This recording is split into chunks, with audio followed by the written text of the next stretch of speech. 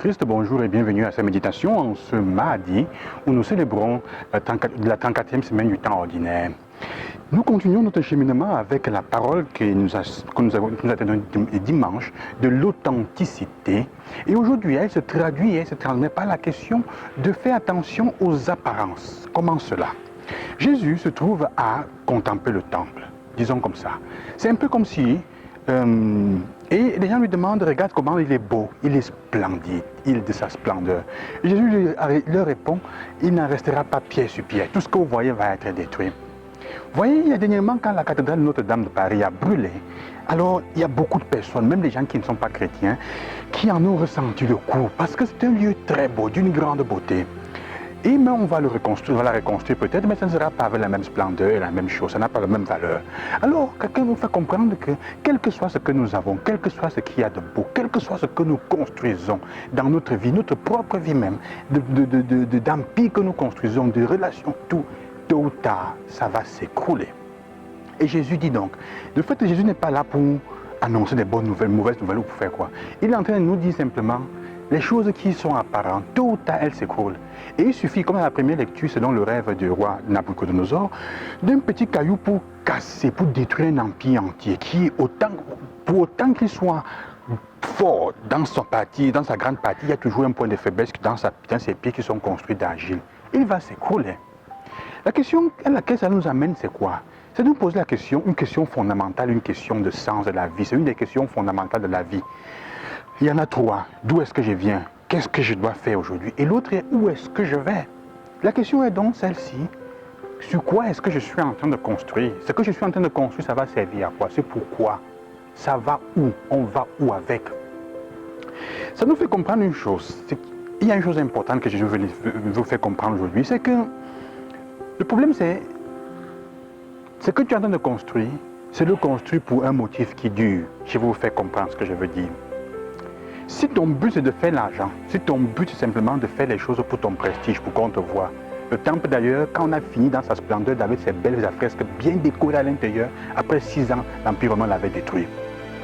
Tu construis une chose et tu penses que c'est pour ta gloire, pour faire voir ton honneur, pour faire voir ce que tu es, qui tu es. Et le jour ça s'effondre avec toi. Tôt ou tard, ça va tomber. Jésus dit, construisez les choses avec un motif bien intéressant pour durer. Parce que n'importe comment, ça doit muter. Que tu fasses n'importe quoi, quel que soit ce que tu inventes, ça doit changer. Surtout si tu le construis avec l'intention que ce soit au service des gens. C'est ça le secret, comme je disais déjà il y a quelques jours. Que ce que tu construis soit pour le bien et pour servir les gens. Ça pourra changer de forme, mais l'esprit avec lequel tu l'as construit ne mourra pas. Que le bien que tu fais soit pour servir les gens. Que la société que tu crées soit pour être au service des gens. Ça t'obligera à changer parce que les gens vont changer, mais la forme va changer avec le temps.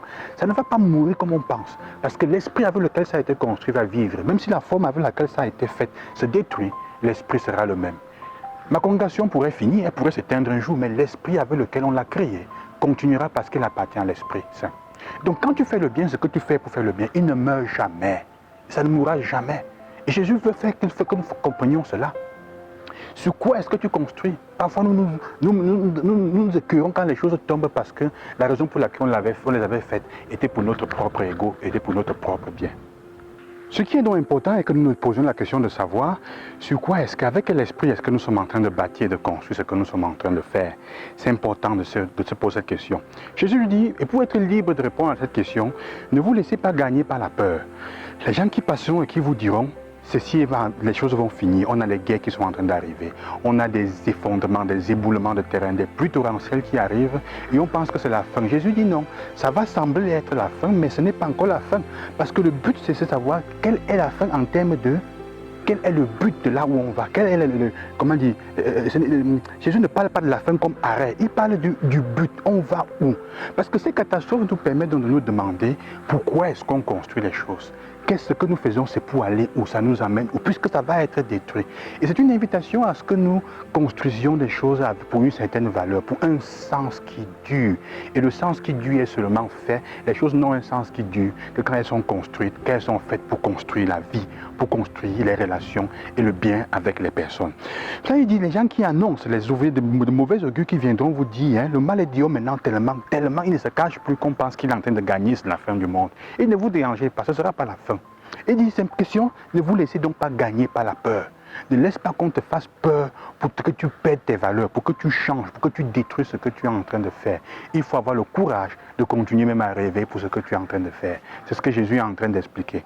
Frères et sœurs, que le Seigneur nous donne la grâce déjà à cette préparation, à cette fin d'année, en nous préparant dans le temps de l'Avent, de nous poser la question donc, ces deux questions. Pourquoi est-ce que je construis? Tout ce que j'ai construit cette année, ça a servi à quoi? C'était pour construire quoi? Ça a amélioré mes relations avec les gens? Ça m'a rendu plus heureux? Est-ce que j'ai peur que ce que j'ai fait va tomber? Si ça tombe, est-ce que je serai capable de le reconstruire? Parce que la raison pour laquelle je l'ai mis sur pied était pour un bien plus noble. Que Dieu vous accompagne, qu'il vous bénisse. Bonne semaine et bonne journée. À demain.